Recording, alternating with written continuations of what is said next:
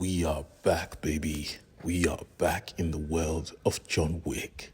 I honestly was scared for a second. I felt like without Keanu himself, the movie would lose its edge, its flavor.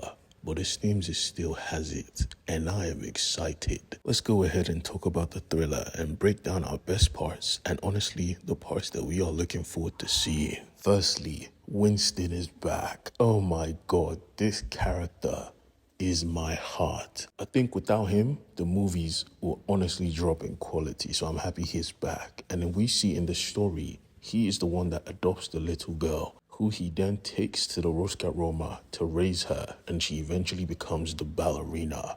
She is not skilled at first. This is what I love to see. I love to see the grind. And I also love the reality of the situation. They let her know, you are a female. You would literally be slower. You will never be stronger, but you can always cheat. And honestly, I am glad she was raised by the same people that raised John. So she acts like him, she feels like him, she has that quiet, lonely exterior. Matter of fact, when John stops by, she sees him for the first time, or rather, she sees him. And you could tell he was like the superstar pupil of this academy. It is exciting to see. Rest in peace, you beautiful bastard.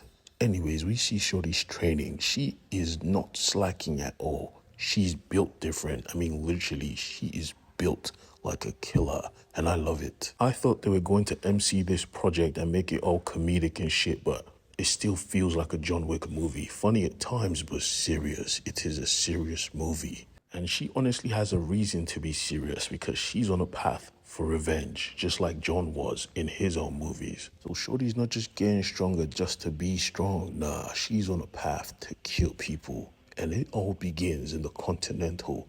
R.I.P. Lance. I haven't seen you in a minute. I love this guy. The fact that Lance is still alive tells me that this movie takes place between part 3 and 4, which is lovely because that means John is still alive and active during this movie. Because if Shorty is going against the high table, she's going to need backup, and she has the equipment covered. Like I said, she gives off John energy, so you know she can handle herself. She has clearly undergone serious training. She ain't no kid, because honestly, I will be shocked if she snuck out of the Rosca Roma. Even her enemies look fierce. They look like the type of enemies that are supposed to be facing off against John.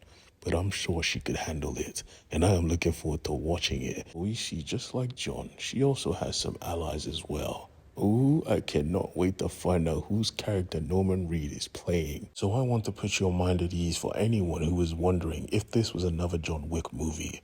It is, but it isn't, and I love it for it. It is different, but also the same, if that makes sense. It looks, it feels, it even sounds like a John Wick movie. You can already tell the soundtrack is going to go ridiculous, especially when Baba Yaga stands on screen, because he is in this movie. Don't get it twisted. He ain't some legend. He's a person. Here's hoping he ain't no high and by shit. I want him to actually fight and take some lives. Fuck yes. So if you ask me if I'm excited to see this movie, honestly, I am. Matter of fact, I am really sad. I have to wait till next year to see it. Give it to me now.